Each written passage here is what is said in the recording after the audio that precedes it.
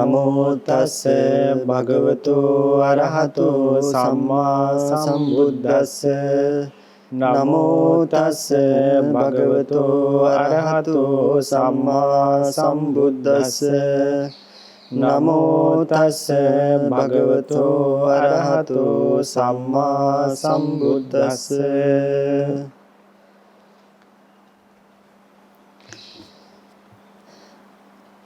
සියලු දෙනාටම තෙරුවන් සරණයි. විහාරස්ථානයේ වැඩ වාසය කරන ගුරුදේව වන්දනීය පූජනීය ත්‍රිපිටකාචාර්ය ඒ අපගේ නායක හිමිපාණන් වහන්සේලා ඇතුළුව අද ධර්ම සාකච්ඡාවට වැඩම කරන්න යෙදුණු අපගේ කල්යාණ මිත්‍ර ත්‍රිපිටකාචාර්ය විනය විශාරද අවසරයි නාමල්ගමුවේ ස්වාමින් වහන්සේ ඇතුළුව අපගේ විහාරස්ථානයේ වැඩ වාසය කරන කල්යාණ මිත්‍ර මහා සංඝරත්නයන් අවසරයි ශ්‍රද්ධහා බුද්ධ සම්පන්න ගුණගරුක සදැහැති කාරුණික පින්වත්නි. අද බක්පුර 15ක් පොහෝ දවස. බක් පොහොය දවසේ අපට ධර්මයෙන් ජීවිතය පෝෂණය වන්නට බුදුරජාණන් වහන්සේ විසින් වදාළ ධම්ම පීති සුඛංසේති සදා රමති පණ්ඩිතෝ. ධර්මයේ කියලා කියන්නේ හැම කල්හිම සැපයක් ගෙන දෙන ඖෂධය. ඒ නිසා මේකට කාලයක් වෙලාවක් නැහැ. කාලයක් වෙලාවක් නැතුව මේ ධර්මය ඊතරම්ම මිහිරි දෙයක් බවට පත් කරගන්න කැමැති අයට අපි හඳුන්වනවා පණ්ඩිතය කියලා. ඒ නිසා පණ්ඩිත උතුමෝ සෑම කල්හිම කොතරම් විනෝද වෙන්න කාලයක් තිබුණත් එයාගේ ජීවිතේ කොතරම් දුක්ඛං කටුළු තිබ්බත් ඒ හැම දෙයකටම වඩා ධර්මයෙන් හොයන සැනසීම ජීවිතයට එකතු කරගන්න උත්සාහ කරනවා. ඉතින් මම මේක මතක් කරේ බක් මාසය කියනකොට අවුරුදු මාසය. ඒ පොහොය දවස පණ්ඩිතයට නම් විනෝදකාමී ජීවිතයේ වගේම මේ ධර්මයෙන් ලබන පෝෂණයත් ලබා ගැනීමට උත්සාහ කරනවා. ඉතින් අද දවසෙත් අපි මේ සූදානම් වන්න වෙනදා වගේම ඒ උතුම් වූ ධර්ම සාකච්ඡාව ආරම්භ කරන්න. ඉතින් අද දවසෙත් අපගේ ධර්ම සාකච්ඡාවට වෙනදා වගේම ඒ අපගේ කල්යාණ මිත්‍ර ඉතින් අපට නිරන්තරයෙන් ධර්මයෙන් අනුශාසනා කරන ඔබටත් අනුශාසනා කරන ඒ ත්‍රිපිටකාචාර්ය විනය විශාරද සෑම අතින්ම ධර්මයේ පිළිබඳ පරිපූර්ණ දැනුමක් ඇති ඒ අපගේ නාමල්ගමුවේ ස්වාමීන් වහන්සේ අදත් මේ ධර්ම සාකච්ඡාවට වැඩම කරන්න යෙදුණා. ඉතින් පින්වත්නි අද අපි විශේෂයෙන් හිතුවේ බුදුරජාණන් වහන්සේ නිවන් ප්‍රතිපදාවට අවශ්‍ය ධර්මය දේශනා කළා වගේම බුදුරජාණන් වහන්සේ තරම් මේ ලෞකික ජීවිතය කොහොමද අපි අර්ථවත් කරගන්නේ කියන කාරණය දන්න දකින උතුමෙක් මේ තුන් ලෝකෙවත් නැහැ. ඒ නිසාම අපි වෙනදාට වඩා වෙනස් ආකාරයෙන් ස්වාමි පුරුෂයෙක් විසින් තම බිරිඳ කෙරෙහි යම් වැඩපිළිවෙලක් නැත්නම් බිරිඳ කෙරෙහි යම් කටයුතු ස්වල්පයක් ඉෂ්ට කර යුතුයි. ඒ කටයුතු නැත්නම් ඒ කාර්යයන් කොහොමද ධර්මයට අනුකූලව ඉෂ්ට කරන්නේ කියන කාරණේ තමයි අපි සාකච්ඡා කරන්නේ. මොකද නැත්නම් මේ අය මේ සාකච්ඡා යනකොට හිතයි ස්වාමින් වහන්සේලා නම් විවාහ වෙලා නැහැ. ඇත්තටම අපි විවාහ වෙලා නැහැ. අපි ගිහි ජීවිතයේ ගෙවනකොටත් විවාහ වෙලා පැවිදුණායි නෙවෙයි. ස්වාමින් වහන්සේත් එහෙමයි.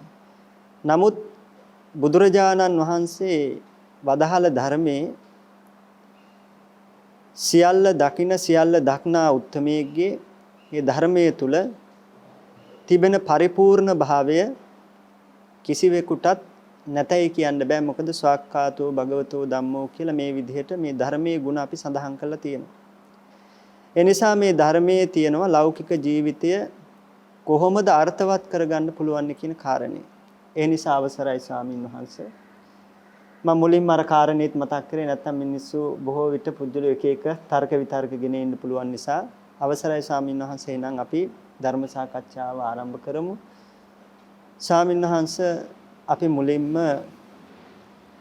බිරිඳක් ගෙවන ජීවිතය ස්වාමියාට වඩා බොහෝ කරකසයි. මුලින්ම ස්වාමීන් වහන්සේ අපට බිරිඳ ගෙවන ජීවිතයේ කරකසභාවය ස්වාමි පුරුෂයන්ට බොහෝ දුරට තේරෙන්නේ නැහැ. ඒ පිළිබඳව පොඩ්ඩක් මතක් කර දීලා ධර්ම සාකච්ඡාවට ප්‍රවිෂ්ඨ වුණා නම් හොඳයි කියන කාරණය මට මුලින්ම හැඟෙනවා ස්වාමීන් වහන්සේ. තෙරුවන් සරණයි.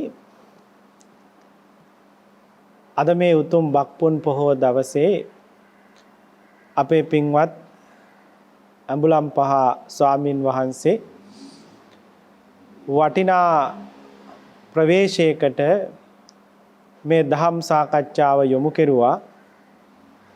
පළමුවෙන් අපේ අතිපූජනීය මිරහවත්තේ නායක මාහිමිපාණන් වහන්සේ ප්‍රධාන මහා සංඝරත්නයෙන් අවසර අරගෙන අපේ ගෞරවනීය ස්වාමින් වහන්සේත් මමත් අපේ මේ සත්පුරුෂ මව්පියවරුන්ට ඒ වගේම තරුණ දූ දරුවන්ට ගොඩාක් වැඩදායී වෙන දහම් කාරණා ටිකක් කාලානුරූපීව සාකච්ඡා කරන්නට තමයි බලාපොරොත්තු වෙන්නේ. අපේ ගෞරවනීය ස්වාමින් වහන්සේ මතක් කරපු විදිහට අද අපි විශේෂයෙන් කතා කරන්න හදන්නේ ස්වාමි පුරුෂයෙකුගෙන් බිරිඳකට විය යුතු යුතුයකම් පිළිබඳව තමයි සාකච්ඡා කරන්නේ. ස්වාමින් වහන්සේ අපේ උපාසක මෑණිවරුන්ගෙන් එන චෝදනාවක් තමයි ස්වාමින් වහන්සේලා බණ කියන්න ඉඳගත්තුත් ඇත්තම් උපාසක අම්මලාගේ අතින් සිදුවෙන වැරදි අඩුපාඩු දොස් ඕවා තමයි ගොඩක් පෙන්වා දෙන්නේ. අපේ උපාසක මහත්තුරුන්ගේ අඩුපාඩු දොස් පෙන්වා දෙන ප්‍රමාණය අඩුයි කියලා ගොඩක් ලොකු චෝදනාවක් ස්වාමීන් වහන්සේ තියෙනවා. ඒ නිසා අද අපි කල්පනා කළා සැබවින්ම උපාසක මහත්තුරුන්ගේ තියෙන අඩුපාඩු පිළිබඳව කතා කරන්න වැරදි නිවැරදි කරගන්නට දහමින් කාරණා ටිකක් පැහැදිලි කරලා දෙන්නට. ස්වාමීන් වහන්සේ බිරිඳක් ගත්තාම දැන් අද අපි විශේෂයෙන්ම ස්වාමීන් වහන්සේ මායි කතා කරන්නේ ස්වාමි පුරුෂයෙකුගෙන් බිරිඳකට විය යුතු යුතුයකම් පිළිබඳව. මේ ස්වාමි පුරුෂයෙක් කියන්නේ කවුද? ස්වාමියාගේ භූමිකාව මොකක්ද? එතකොට ස්වාමියෙක් කටයුතු කළ යුත්තේ කොහොමද කියන කාරණාව. ඉතින් ඒක කතා කරන්නට පළමු කොට අපේ ස්වාමීන් වහන්සේ ස්වාමි පුරුෂයෙක් පළමුවෙන්ම තේරුම් ගන්න ඕන දෙයක් තමයි අපේ ස්වාමීන් වහන්සේ කිව්වා වගේම දේශනා කළා වගේම මේ බිරිඳක් කියලා කියන්නේ එයාගේ තියෙන මානසික ස්වභාවය අපි ඉස්සෙල්ලා තේරුම් ගන්න ඕනේ. එයාට මොනතරම් වැඩ රාජකාරීත්වයක් මොනතරම් වගකීම් ප්‍රමාණයක් කරපින්නගෙන ඉන්නවද කියන කාරණාව. අපේ ස්වාමීන් වහන්සේ ස්වාමි පුරුෂයෙක් ගත්තාම බොහෝ වෙලාවට gedara හරි හම්බ කරන එක රැකී ආරක්ෂා කරන එක තමයි ඔහුගේ රාජකාරිය. ඉතින් උදේම නැගිටලා ලැහැත්ති වෙලා වැඩට යනකොට ඊට බොහෝ කලින් නැගිටලා තමයි බිරිඳ කෑම ටික හදලා සමහර වෙලාවට ඇඳුම් ටික මැදලා සපත්තු ටික හදලා ඉතින් අවශ්‍ය සියල්ල සූදානම් කරලා තිබ්බහම නැගිටලා බොහෝ පරක් වෙලා නැගිටලා සමහර වෙලාවට ලැහැත්ති වෙලා වැඩට යනවා. වැඩට ගිහිල්ලා යාගේ ඔළුවේ තියෙන්නේ ඔය වැඩපොලේ තියෙන රාජකාරී සම්බන්ධ දෙයක් පමණයි. ඉතින් ඒ රස්සාව කරලා ආපහු ගෙදර ඇවිල්ලා බිරිඳ හදලා තියෙන කෑම ටිකක් කාලා ඊළඟට තේ ටික පවා බිරිඳ හදලා දුන්නාම නාලා කියලා ටීවී එක බලලා ඔහු විවේකීව ඉන්නවා. එහෙමයි. ඇත්තටම ගත්තොත් ස්වාමි පුරුෂයෙකුගෙන් තියෙන වගකීම් ටික පවුලට මම මේ කියන්නේ රැකියාව කරන තැන තියෙන වගකීම් ටික නෙවෙයි ස්වාමීන් වහන්සේ. පවුලට තියෙන වගකීම් ටික ගත්තාම හරි සරල වැඩ ටිකක් ඔහුගේ ඔළුවේ තියෙන්නේ. එහෙමයි. ඉතින් ඔය වැඩ ටිකත් එක්ක මානසික ආතතියක් ඊළඟට තරහ යන බවක්, කේන්ති යන බවක් ස්වාමීන් වහන්සේ එන්න විදිහක් නැහැ. මොකද ඔහුට තියෙන වැඩ රාජකාරී ප්‍රමාණය පවුල පැත්තෙන් ගත්තාම ගොඩක් අඩුයි. හැබැයි ස්වාමීන් වහන්සේ බිරිඳක් ගත්තාම එහෙම නෙවෙයි. ස්වාමීන් වහන්සේ නිකමට අපි මේ පහුගිය කාලේ කොරෝනා කාලේ අපිටත් කෑම දානේ මෙහි පිළිසකර කරගන්න වුණා. එහෙමයි. ඉතින් එතකොට අපි දැක්කා කෑම ටිකක් හදනකොට සාස කොච්චර වැඩ කොටසක් තියෙනවද? භාජන කොච්චර හොදන්න තියෙනවද? ඊළඟට ඒක කොයිතරම් දුෂ්කරද ව්‍යංජන දෙකක් තුනක් හදාගෙන බතක් හදනවා කියන රාජකාරිය පවා. එතකොට සාස එතනක් තියෙනවා ලොකු දැන් Tamanට කන්න උයා ගන්න පුළුවන් ස්වාමීන් වහන්සේ. හැබැයි මේ උයන කැම ටික ස්වාමියා කැමති වෙයිද, ඔහුට රස වෙයිද, දරුවන්ට රස වෙයිද කියන මේ වගකීමකුත් එක්ක කැම උයන්නේ. Tamanට කන්න නම් එහින් මෙහින් ටිකක් දාගෙන කන්න පුළුවන් ස්වාමීන් වහන්සේ. මොනවා හරි ටිකක් අදාගෙන. හැබැයි ස්වාමියාට දරුවන්ට ඊළඟට ගෙදර තව වැඩිහිටි මව්පියවරු ඉන්නවා නම් ඒ අයගේ හිත ගන්නා විදිහට උයනවා කියන තැනම ලොකු මානසික බරක් ඔළුවේ තියෙනවා ස්වාමීන් වහන්සේ. ඊළඟට මේ උයන පිහින එක විතරක් නෙවෙයි. ඊළඟට ස්වාමියාගේ රෙදි ටික, දරුවන්ගේ රෙදි ටික, ගෙදර දොර තියෙන බෙඩ් සීට් අනම්මනම් ඒ වගේ නොයෙක් දේවල් තියෙනවා ස්වාමීන් වහන්සේ හොදන්න. ඒ විතරක් ඊළඟට ගෙදර අතුපතු ගන්න තියෙනවා. ආය අමතරව අපි බැලුවොත් ස්වාමීන් වහන්සේ දැන් ළමයි අපි ගත්තම සමහර නිවසවල එක ළමයි. ඔව්. තව සමහර නිවසවල සමහර ළමයි දෙන්නේ. ඔව්. තව සමහර නිවසවල ළමයි 3 දෙනෙක්. සමහර දවස්වල 4යි. එතකොට මේ ළමෙක් බලා ගන්නවා කියන කාර්ය ස්වාමීන් වහන්සේ ක්ලේසි නෑ. දැන් සමහර වැඩකාර ගෙවල් වල ළමයා බලා ගන්නවම වෙනම කෙනෙක් ගන්නවනේ සමහර. ඔව් ස්වාමීන් වහන්සේ ඇත්තටම ළමයි දෙන්නේ 3 දෙනෙක් හදිසියේ හිටියොත් ඒ දෙන්නා 3 දෙනාගේ වැඩ කරන්නත් දවස මදි. එහෙමයි. එතකොට ඒ අයගේ රණ්ඩු ටික බේරන්නත් දවස මදි ස්වාමීන් වහන්සේ. අරයා ගැහුවා කියලා අඬාගෙන එනවා, මෙයා කිනිත්තුවා කියලා අඬාගෙන එනවා, මගේ පොත ඉරුවා කියලා අඬාගෙන එනවා, පෑන කැඩුවා කියලා අඬාගෙන එනවා ස්වාමීන් වහන්සේ. ඒකම ඇති පිස්සු හැදෙන්න. එහෙමයි. බිරිඳකට ගෙදර කාලය ගත කරනකොට ඒ ප්‍රශ්න ටිකම ඇති සමහර වෙලාවට මානසික ආතතිය වැඩි වෙලා පිස්සු හැදෙන තරමටම එන්න. එහෙමයි. පොඩි කට්ටිය ටිකක් එක්ක කටයුතු කරන එක ස්වාමීන් වහන්සේ. ඉතින් ඒ වගකීම් ටික විතරක් නෙමේ දරුවන්ගේ දරුවන්ට කැමති දේවල් කන්න උයලා පිහලා දෙන්න ඕනේ. අතෙන් අරගෙන කන්න කැම ටික බෙදලා දෙන්න ඕනේ, පිගන් ටික හොදන්න ඕනේ, රෙදි දාපු තැන්වල දරුවෝ එව්වා හිඳගෙන ගිහිල්ලා හොදන්න ඕනේ. සමහර දරුවෝ කන්නේ නැහැ, කවන්න ඕනේ. බත් ටික කන්න ගියත් පොරේ බේරන්න ඕනේ. පාසල් වැඩ කටයුතු ටික හොයලා බලන්න ඕනේ. හොයලා බලන්න ඕනේ. ඊළඟට දරුවන් පාසල් එක්කයි යන්න ඕනේ. ඊළඟට ගෙදර දොර අතුපතු ගන්න ඕනේ. ඊළඟට වටේ පිටේ තියෙන අම්මගේ වැඩ කටයුතු දැන් මහත්තයාගේ අම්මගේ වැඩ කටයුතු සමහරට බිරිඳට කරන්න මහත්තයා වැඩට යනවා. එතකොට ගෙදර ඉන්න මහත්තයාගේ අම්මගේ තාත්තගේ මහත්තයාගේ සහෝදරයන්ගේ මොන හරි යුතුයකමක් තියෙනවා නම් ඒක මේ සියල්ල ඉෂ්ට කරන්න වෙන්නේ බිරිඳට. ස්වාමීන් වහන්සේ පන්සලේ ආගමික වැඩ ගත්තොත් ඒකත් වැඩි හරියක් මිෂ්ට කරන්නේ උපාසකම්මලානේ. එතකොට පන්සලේ දාන ටික හදන්න, පන්සලේ පින්කම් වලට සහ සම්බන්ධ වෙන්න, ඊළඟට ශ්‍රම දාන වලට, ගමේ තියෙන සමිති සමාගම් වලට මේ ඔක්කොටම උපාසකම්මා තමයි යෙදෙන්න ඕන. එහෙමයි. එතකොට ස්වාමීන් වහන්සේ මේ බිරිඳකගේ භූමිකාව තුළ තියෙන වගකීම් ප්‍රමාණය වැඩ කොටස නම් අප්‍රමාණයි. එහෙමයි. ස්වාමියා ගෙදර ආවට පස්සේ ස්වාමියාට ඊළඟට කරන උපස්ථාන ටික ගැන හිතලා බලන්න ස්වාමීන් වහන්සේ. ගෙදර ආපු ගමන් ඇඳුම් පැළඳුම් ටික ගලවලා දාලා එයා නාලා කියලා පාඩුවේ ඉන්නවා. මෙයා ආපහු තේ හදන්න ඕනේ, කෑම බෙදලා දෙන්න ඕනේ, කාපු පිගන් ගිහිල්ලා හොදන්න ඕනේ. ඉතින් මේ විදිහට ස්වාමීන් වහන්සේ බිරිඳකට තියෙන වැඩ කොටස අප්‍රමාණයි. හැබැයි ඔය ඔක්කොම කරලා අවසානයේදී බැනුම් අහන්න ඕනත් වැඩිපුරම එහෙමයි. ස්වාමියාගේ නැන්දම්මගෙන් බැනුම් අහන්න ඕනේ, සහෝදරයන්ගෙන් නෑනගෙන් එන චෝදනාවලට මුහුණ දෙන්න ඕනේ. ඊළඟට ගමේ අවට ඉන්න මිනිස්සු ස්වාමියාගේ කනට දැම්මහම නොයෙක් දේවල් ඒ චෝදනාවලට මුහුණ දෙන්න ඕනේ. ඉතින් ඔය ඔක්කොම කරලා අවසානයේදී ඉතින් බිරිඳ බොහොම තමන්ගේ වැඩ කටයුතු ටික කරගන්නත් ඕන සාස. එතකොට දවස මදි. එතකොට බිරිඳක් දිහා බැලුවම පුරුෂයෙක් එක්ක බලනකොට කොතරම් වූ දරා ගැනීමේ ශක්තියක් කාන්තාවක් තුල තියෙන්න ඕන සානංශ නැත්තම් දරා ගැනීමේ ශක්තිය සාංශ වැඩිම කාන්තාවන්ට. මොකද ණයකාරයෙක් ගෙදරට එනකොට මහත්ය හැංගෙන ඉගෙන කරන්නේ. එහෙමයි. ඊළඟට ඒ බිනිඳ තමයි ඉස්සරහට දාන්නේ. එහෙමයි. හොඳට බලන්නකෝ ස්වාමීන් වහන්සේ. ඒ මොකවත් නෙවෙයි, එවැනි අභියෝගයකට පවා බොහෝ වෙලාවට මුහුණ දීමේ හැකියාව ඒ දරා ගැනීමේ ශක්තිය කාන්තාවක් ගාව තියෙනවා ස්වාමීන් වහන්සේ. ඉතින් ඒ නිසාම තමයි ඒ සියලු වැඩ කටයුතු ඉවසා දරාගෙන තව මහත්යත් හිත රිදවන්න නැතුව එයාව සතුටෙන් තියන්නත් එපා. එහෙමයි.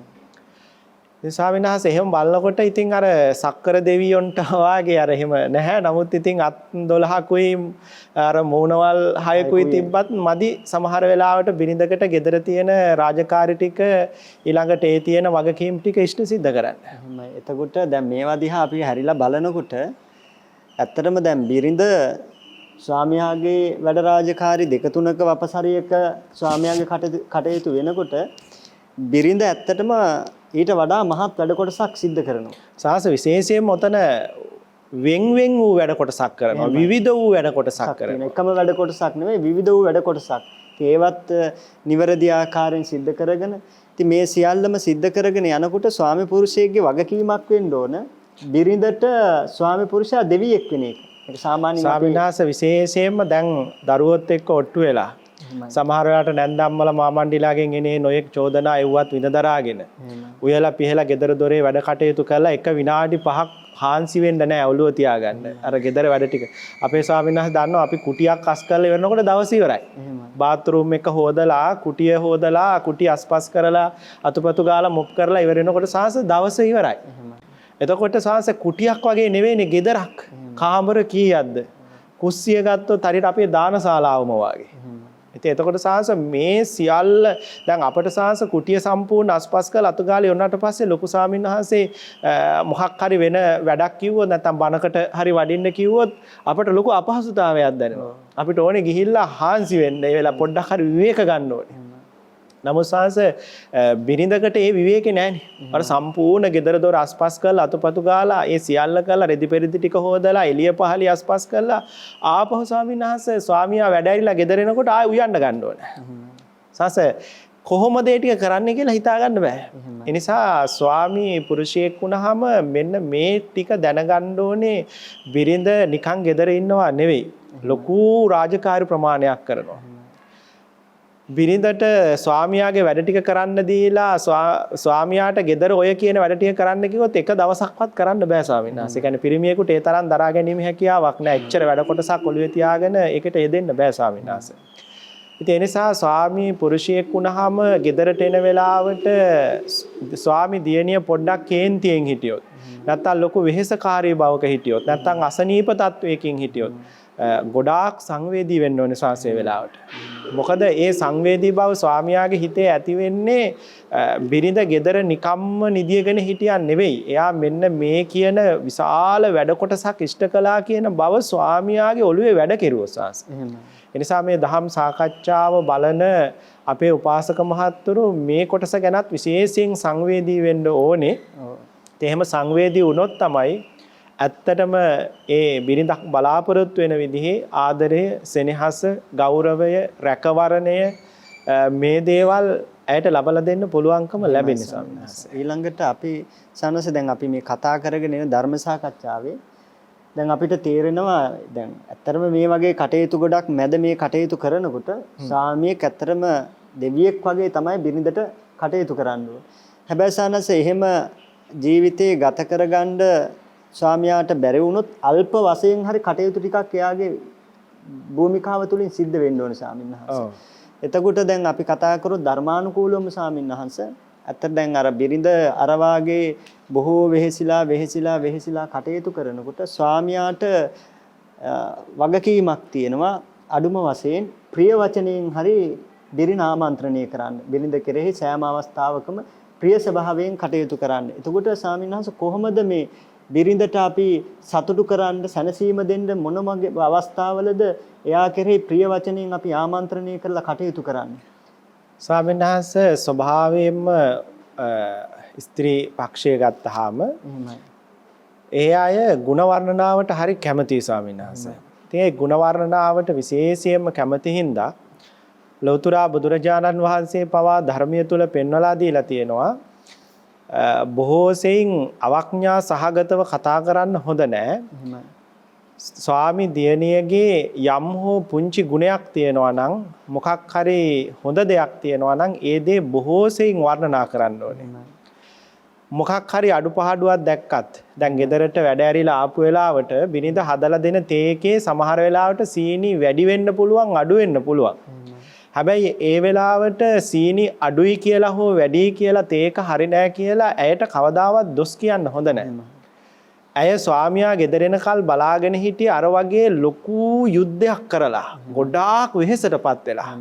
ඒ නිසා ඒ ස්වාමියා ගෙදර ආවට පස්සේ බිරිඳ හදලා දෙන තේක මොන විදිහට තිබ්බත් ඇයගේ හිත සතුටු වෙන විදිහට ඒ තේකට බොහොම ආදරෙන් ඒ තේකේ ಗುಣ කියන්න ඕනේ. බොහොම හොඳයි රස තේ එකක් කියලා එයාට ආදරෙන් කතා කරන්න ඕනේ. කවදාවත් ඒ තේකේ අගුණ කියන්න හොඳ නැහැ සාංශය. සානාංශය කියනකොට මතක් වෙන්නේ දැන් සානස අපිට දැන් ප්‍රිය වචනේ කියන එක ඇත්තටම දැන් සතෙක් පවා මෙල්ලන දෙයක් නේ.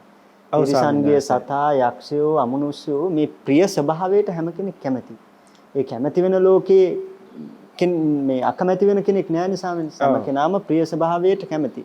එතකොට දැන් අපිට මේ යම් වෙලාවක අපිට දැන් අපි එයාට හිතේ ආදරය මැලිකම පෙන්නනවා. ඒ කියන්නේ හිතේ කැමති කියලා ඉරියව් වලින් වගේ පෙන්නනවා. නමුත් අපිට යම් අවස්ථාවක එයා කෙරේ සෙනෙහසක් තියෙනකොට ඒක ප්‍රිය වචනයෙන් ප්‍රකාශ කරන්න පුළුවන් කියන්නේ අපි භාවිතා කරන අපේ තියෙන එයා කෙරේ ලිංගතුකම තියෙන ස්වභාවය පෙන්වන්න තියෙන හොඳම අවස්ථාවක්. නමුත් ඒකවත් ස්වාමි පුරුෂයෙක්ගෙන් වෙන්නේ නැත්නම් ඇත්තටම ඒක බිරිඳක් කෙරෙහි කරන මං හිතන්නේ ලොකුම අගෞරවයක් හැටියටයි දකින්නේ ස්වාමීන් වහන්සේ. මොකද අපි එක පැත්තකින් බුදුරජාණන් වහන්සේගේ ශ්‍රාවකයෙක් නම් බුදුරජාණන් වහන්සේ දේශනා කරපු කාරණයක් පැහැර හැරියා වෙනවා. එහෙමයි ස්වාමී. බුදුරජාණන් වහන්සේ දේශනා කළා මෛත්‍රී කාය කර්ම, වචී කර්ම, මනෝ කර්ම කියන තුනම පවත්වන්න ඕනි කියලා. එහෙමයි.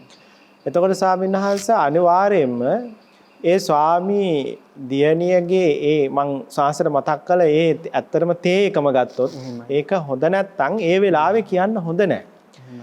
පස්සේ වෙලාවක ඔයා මට අර ගෙදර එන වෙලාවේ ඉස්සෙල්ලා හදලා දුන්නු තේකට සීනි තව චුට්ටක් වැඩි වෙනවා නම් හොඳයි කියලා සුදුසු අවස්ථාවක් බලලා ආදරෙන් සෙනෙහසින් ඉන්න අවස්ථාවක් බලලා තමයි මේ අඩුපහඩුව පෙන්වා දෙන්න ඕනේ. එතකොට ඒක බිරිඳ හදා ගන්නවා.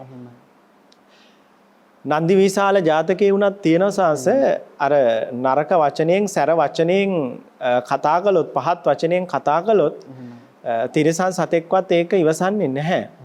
ඒ නිසා තමන්ගේ ස්වාමි පුරුෂයාගෙන් ආදරණීය වචනයක් අහන්න තමන් කරන වැඩක් අගය කරනවා දකින්න බිරිඳක් ගොඩාක් කැමතියි ස්වාමීන් වහන්සේ. විශේෂයෙන්ම කාන්තා පක්ෂයේ ගොඩාක් කැමති ඔවුන් කරන වැඩේ අගය කිරීම සම්බන්ධව. සමහර විට ස්වාමීන් වහන්සේ සමහර ස්වාමි පුරුෂයෝ මම මේ සාමාන්‍ය ලෝකෙ දිහා බලලා මේ කතා කරනකොට සනස් තේරෙන්නේ දැන් අපි දන්නවා බිරිඳක් සෑහෙන වෙහෙස මහන්සි වෙලා කටයුතු කරන්නේ. එතකොට ස්වාමීන් වහන්සේ ස්වාමි පුරුෂයා ආයතනයට ගියාම මට හිතෙනවා ස්වාමි පුරුෂයා බිරිඳ අතහැරලා ඉන්නේ ඒ කාලය තුල. අන්න ඒකත් ස්වාමීන් වහන්සේ හොඳ තැනක් මතක් කළේ. එතකොට මේ අර බිරිඳ අතහැරලා ඉන්නකොට බිරිඳට වචනයකින්වත් ඔයා මොනවද කරේ හොඳින් ඉන්නවද කියලා නිකන් ටෙලිෆෝන් එකකින්ම මැසේජ් එකකින්වත් ස්වාමි පුරුෂයා දැන් අද කාලේ තාක්ෂණයේ තියෙන නිසා හොයලා බලන්නේ. අනිත් එක බිරිඳ යම් විදිහකින් එහෙම අවස්ථාවක් හරි ඔයා හොඳින් වැඩ කරනවද කියලා ඇහුවත් ඒකටවත් උත්තරයක් නෑ. දැන් බලන්න අර ඒක ස්වාමීන් වහන්සේ ලොකු අඩුපාඩුවක්. එහෙමයි සානස්. ඇත්තටම එයා තනියෙන් ගෙදර ඉන්නේ දරුවොත් එක්ක ඔට්ටු වෙවි එක්ක. නැත්තම් සමහරට තනියෙන් ගෙදර ඉන්නේ. දරුවෝ ඉන්නවා නම් දරුවොත් එක්ක ඔට්ටු වෙවි ඉන්නේ. එතකොට එයා මේ ලෝකෙන් තනි වෙලා ඉන්නේ. එයාට තව මානසික වශයෙන් ලොකු හයියක් අවශ්‍යයි. ඉතින් ඒ හයිය ස්වාමි පුරුෂයෙක් අනිවාර්යයෙන්ම ඇයට ලබා දිය යුතුයි. ඒ ලබා දෙන්න නම් අනිවාර්යයෙන්ම මොන්න තරම් වැඩ තිබ්බත් බිරිඳගේට වඩා ලොකු වැඩක් තියෙන විදිහක් නැහැ ස්වාමි පුරුෂයෙකුට. එතකොට වැඩ කරන තැන මොනතරම් වැඩ තිබ්බත් අමතක වෙන්න විදිහක් නැහැ. හැබැයි යම් කිසි පුරුෂයෙකුට ස්වාමි දියණිය ගැන ලොකු ආදරයක් නැති නිසා වැඩට හිත ගිහිල්ලා ස්වාමි දියණිය අමතක වෙනවා නම් අඩුම තරමේ එලාම් එකක් හරි තියාගෙන පැයකට සැරයක් හරි ඇයට කෙටි පණිවිඩයකින් හරි එහෙම නැත්නම් දුරකථන ඇමතුමකින් හරි ඇය හොඳින් ඉන්නවාද කියලා පොඩ්ඩක් හොයලා බලන්න ඕනේ. ඊළඟට විශේෂයෙන්ම බේත් ටික ගත්තද කෑම ටික කෑවද දරුවන්ගේ වැඩ කටයුතු කොහොමද දරුවන්ට ආහාර ටික හරියට දුන්නද කියලා එයත් ඒ වගකීමේ කොටසක් අරගෙන ඉන්නවා කියන බව පෙන්වන්න ඕනේ ස්වාමීන් වහන්සේ. එතකොට සාස් තව එකක් තමයි නිකමට හරි බිරිඳ කතා කළොත් සමහරට ඇත්තටම හිතේ නැති වෙන්නත් පුළුවන්. නැති වුණත් කියන්න ඕනේ මම මේ ඔයා ගැන දරුවෝ ගැන හිත හිටියේ ඔයා කෝල් එක ගන්නකොට. ඉතින් එතකොට තමයි බිරිඳට දැනෙන්නේ අනේ ස්වාමි පුරුෂයා කොච්චර වැඩ තිබ්බත් මං ගැන හිතනවා මං ගැන හොයලා බලනවා කියන බව ඇයට දැනෙන්නේ එතකොට. ඉතින් ඒක තමයි අර කියන තරම් වැඩ රාජකාරි ගොඩක් අර වගේ මහා යුද්ධයක් ජය ගන්න ඇයට ලැබෙන ඉන්ධනයක් ඒක. ඒක ස්වාමි පුරුෂයා අනිවාර්යයෙන්ම ස්වාමීන් වහන්සේ ලබලා දෙන්න. අනිත් එක පිරිසක් අතරට ගියත් ස්වාමීන් වහන්සේ දැන් අපි සමහර අවස්ථාවල එක එක සාදවලට එක එක උත්සවවලට අපි නිතර රැස් වෙනවා ස්වාමීන් වහන්සේ. දැන් අපි ගිහි ජීවිතේ මේ අවුරුදු කාලේ බක්මහසේ. ඉතින් මේ අවස්ථාවෙත් අපි විවිධ සැනකෙලි. ඉතින් මිනිස්සු බොහෝසේ මේ සැනකෙලි වල කට්ටිය ඥාතීන් එකතු වෙලා. ඉතින් ඒ වගේ අවස්ථාවලත් අපි නිතර උත්සාහ කරන්න ඕනේ. තමන්ගේ බිරිඳට ප්‍රිය වචනින් කතා කරන වැඩි හරියක් ස්වාමීන් වහන්සේ අර මට තව මතක් වුණා දැන් අපේ ඒ කාලේ අපි දැක්ක දෙයක් තමයි බිරිඳට නම කියලා කතා කරනවා නෙවෙයි ස්වාමීන් වහන්සේ. හරියට අර එක්කෝ එයා කෙරෙහි යම්කිසි ලෙන්ගතු වචනයක් පාවිච්චි කරනවා. ඉතින් ඒකත් මම දකිනවා ස්වාමීන් වහන්සේ දෙන්නගේ ලෙන්ගතුභාවයේ වැඩි වෙන්න හේතු වෙන කාරණයක් හැටියට ඒ වගේ වචනයකින් ආමන්ත්‍රණය කරන එක. ඊළඟට ස්වාමීන් වහන්සේ තවත් මම හිතනවා අර වගේ උත්සව කාලවලදී උත්සව තැනකදී අපි නිතරම තමන්ගේ බිරිඳ ප්‍රශංසා මුඛයෙන් ඒ තැන්වල කතා කරන්න ඕනේ කියන කාරණා. සමාත් විශේෂයෙන් දැකලා තියෙනවා මේ විශේෂයෙන් අපේ පුරුෂ පාර්ශවයට මතක් කරන්න ඕනම දෙයක්. සමහර වෙලාවට දැන් ඒ වගේ තැනක පිරිසක් ඉන්න තැනක අපි ගිහිලා කතා බහ කර ඉන්නකොට සමහර වෙලාවට ස්වාමි දියණිය කියනවා මේ අද අපි හොඳ රස පරිප්පු මාළුවක් හැදුවා නැත්නම් හොඳ රස පොලොස් එකක් හැදුවා. එතකොට ස්වාමි පුරුෂයා මොනියම්ම හේතුවක් නිසාවත් කියන්න හොඳ නැහැ. ඔයාගේ පොලොස් එහෙම රස නැහැ කියලා. අනේ ඔයාගේ පොලොස් කාටද කන්න පුළුවන්? මමයි දරුවෝ ඉන්නේ දන්නේ ඔයාගේ පොලොස් වල හැටි. මෙන්න මේ විදිහට පිරිසක් ඉස්සරහ කවදාවත් ස්වාමි දියණියගේ වැඩ කටයුත්තක් හෝ එහෙම දෙයක් පහත් කරලා කතා කරන්න හොඳ නැහැ ස්වාමීන් වහන්සේ. ලෞතර බුදුරජාණන් වහන්සේත් ඒක දේශනා කරලා තියෙනවා. පිරිසක් ඉස්සරහ බිරිඳගේ මොකක් හරි අඩුපහඩුවක් තියෙනවා. ඒක කවුරුවත් නැති තැන ආදරෙන් සෙනෙහසින් ඉන්න වෙලාවක තමයි ඒක ඇයට කරුණාවෙන් පහදලා දෙන්න ඕනේ. ආදරෙන් කියලා දෙන්න ඕනේ. බිරිඳක් එක්ක ස්වාමීන් වහන්සේ කවදාවත් ආගිව් කළා ඒ කියන්නේ මේ රණ්ඩු කරලා කාරණයක් ඔප්පු කරන්න පුළුවන් කමක් නැහැ. ඒක කාන්තාවන්ගේ ස්වභාවයක්. හැබැයි එයාලට පහර දෙන්නත් පුළුවන් ලොකුම ආයුධය තමයි ස්වාමීන් වහන්සේ ආදරය කියන ආයුධය. ආදරයේ සෙනෙහස කියන ආයුධෙන් බිරිඳකට ඕන දෙයක් පහදලා දෙන්න පුළුවන්. ඒ නිසා විශේෂයෙන් මේ වගේ අඩුපහඩුවක් තියෙනවා නම් ඒක ඒ වගේ තැනක පහදලා දෙනවා මිසක අර පිරිසක් ඉන්න තැන බිරිඳක හදපු ඒ කෑමකවත් අඩුපහඩුවක් කියන්න හොඳ නැහැ. ඒක වර්ණනා කරන්න ඕනේ. ඒක අවමාන කරනවා වගේ අවඥා කරන වැඩපිළිවෙලක් බිරිතට හොඳ නැහැ. සමහර වෙලාවට බිරිඳ අපි කියමු සමහරලාවට කියනවා දැන් අනිත් නෝනා කියනවා එතනින් අනිත් කාන්තාවක් කියනවා අද නම් අපි මෙන්න මේ විදිහේ වෑංජන තමයි අද ගෙදර දවාලට හැදුවේ. සමහරලාවට අපේ ගෙදර හදලා තියෙන්නේ සමහරලාට සම්බෝලයි බතුයි අද කාලා මේ උත්සවයට ආවේ. නමුත් දැන් සම්බෝලයි බතුයි කාලාව කියන එක බිරිඳට මදි පුංචිකම. ඒ නිසා බිරිඳ සමහරලාට කියනවා නෑ ඔව් අපිත් මේ විදිහේ වෑංජන කාලා තමයි අද ආවේ කියලා. එතකොට සමහරලාට මහත්තයා කියනවා අනේ බොරු නොකිය ඉන්න අපි සම්බෝලයි බතුයි නේද කාලාවේ කියලා. ඉතින් එතකොට බිරිඳට හිතා ගන්න බැරි විදිහේ අවමනක් අර පිරිස ඉස්සරහ සිද්ධ වෙනවා. අන්න එවැනි දේවල් කරන්න හොඳ නෑ. එවැනි දේවල් කළොත් ස්වාමීන් වහන්සේ ඒකේ විපාක හම්බ වෙන්නේ පස්සේ ගෙදර ගියාට පස්සේ මොකකටදෝ බිරිඳ තරහ වෙලා. එහෙම අනිත් එක දැන් ඔය සානහස දැන් කාන්තාවකට දැන් අර පිරිසක් ඉස්සරහා තමන්ගේ බිරිඳ ඉඳිද්දී අනිත් කෙනා රසට හදලා දුන්නත් නැතත් රහයි කියලා වර්ණනා කරන ස්වභාවයක් තියෙනවනේ. ඒ වගේමයි ස්වාමීන් වහන්සේ සමහර අවස්ථාවල සමහර පුරුෂයෝ ඉන්නවා තමන්ගේ අර ආයතනවල වැඩ කරනවා. ඉතින් ආයතනවල වැඩ කරලා ඒ පුජ්‍යලෝ මේ ඒ ප්‍රශ්නක් ගෙදරට අරන් එනවා. ඉතින් ඒ ගෙදරට අරන් ඇවිල්ලා සමහර වෙලාවට ඔය බිරිඳත් එක්ක මේ නොරොස්සන ස්වභාවයෙන් ඉන්නේ මූණක් බලන්න කතා කරන්න. ඉතින් මේවා ඇත්තටම මේ ආයතනයේ තුල සිදු වුණු දේවල් ආපහු ගෙදරට රැගෙන ඒමක් සිදු විය යුතු නෑනේ නේද සාමාන්‍යයෙන්. දැන් අපි ඒවා එතන හලලා පිට ගින්දර ඇතුළට ගේන්න හොඳ නෑ ඇත්තටම. විශේෂයෙන්ම ස්වාමීන් වහන්සේ දැන් ස්වාමී දියණියකගේ ස්වභාවය තමයි ස්වාමීන් වහන්සේ වැඩිපුර කතා කරන්න කැමති. දැන් ස්වාමියෙකුට පිරිමියෙකුට යම්කිසි දුකක් ආපුවාම ඒ දුක ආපු වෙලාවට එයා වැඩිපුර බලන්නේ නිහඬව ඉන්න. හැබැයි කාන්තාවකට දුකක් ආපුවාම එයාට ඒ දුක එයාට ආදරය කරන කෙනෙකුට විශ්වාසවන්ත කෙනෙකුට කියා ගන්න ඕනේ. ඒ කියා ගැනීම තුළ තමයි ඇයගේ දුක තුනී වෙන්නේ. ඒ නිසා මේ ලෝකේ Tamanට ඉන්න විශ්වාසවන්තම කෙනා තමයි Tamanගේ ස්වාමි පුරුෂයා. ඒ නිසා බිරිඳක් ස්වාමියා ගෙදර එනකන් සාහස බලාගෙන ඉන්නේ තමන්ගේ තියෙන ලෙඩ ටික ගැන තමන්ගේ තියෙන දුක් ටික ගැන මේ හැමදේම ස්වාමි පුරුෂයාට කියලා හිත සැහැල්ලු කරගන්න. ඉතින් එහෙම බලාගෙන ඉන්න බිරිඳකට ස්වාමි පුරුෂයා ගෙදර ආපු ගමන්ම එයාගේ දුක් ටික දුක් අදෝනා ටික කිව්වොත් නැත්නම් වැඩ කරන තැන තියෙන දුක් ටික කිව්වොත් ප්‍රශ්න ටික කිව්වොත් එතකොට අර මිනිස්සයා කබලෙන් ලිපට දැම්මා වාගේ දෙයක් වෙනවා. ඒ නිසා කවදාවත් පිරිමියෙක් වුණාම ඒක පිරිමි ගතියක් තියෙන්න ඕනේ. පිරිමියෙක් කියලා කියන්නේ දුක තනියම විඳගෙන ලෝකයේ හිනස්සවන කෙනෙක්. කාන්තාවට ඒ හයිය නැහැ. ඒ නිසා එයාට කාන්තාවක් කියන්නේ. කාන්තාව හැම වෙලාවෙම දුක බෙදා ගන්නවා. හැබැයි සාස පිරිමියා කියන කෙනා දුක තනියෙන් විඳගෙන ඒක හංගගෙන ලෝකයට ආදරය සෙනෙහස බෙදනවා සතුට බෙදනවා.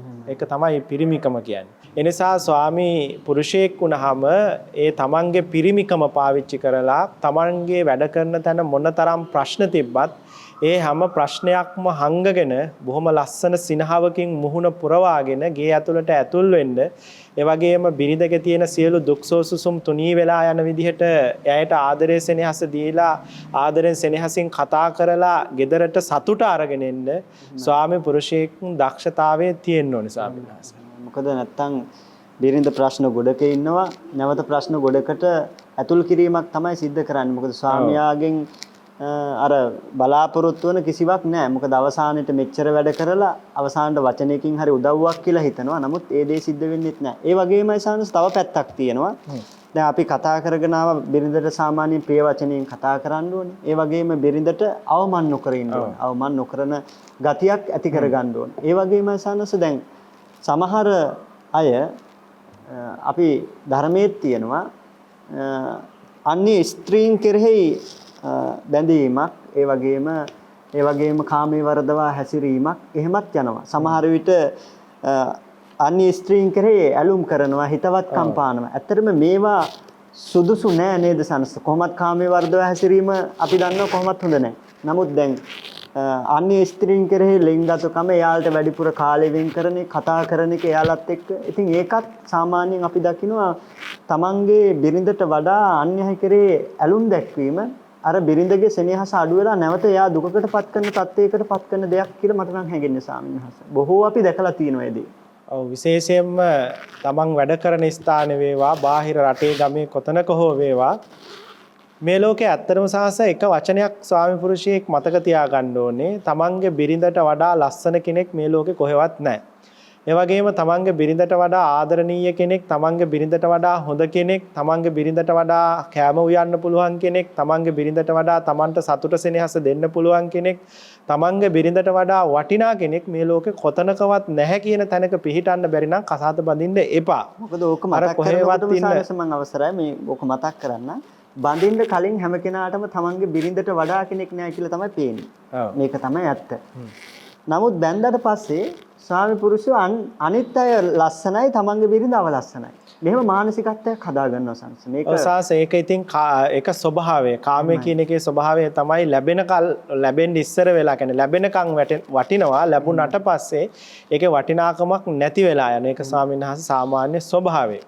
හැබැයි ඒක සාමාන්‍ය ස්වභාවය වුණාට ඔබට තියෙනවා ස්වාමි පුරුෂයෙකුගේ භූමිකාවක්. ඉතින් ඒ භූමිකාවෙන් පිටපණින්න ඔබට පුළුවන් කමක් නැහැ. ඒ නිසා මේ ලෝකේ අර මම කිව්වා වාගේ තමන්ගේ බිරිඳට වඩා ශ්‍රේෂ්ඨ කෙනෙක් තමන්ගේ බිරිඳට වඩා දක්ෂයෙක් මේ ලෝකේ තවත් ස්වාමි පුරුෂයාට ඉන්න බෑ.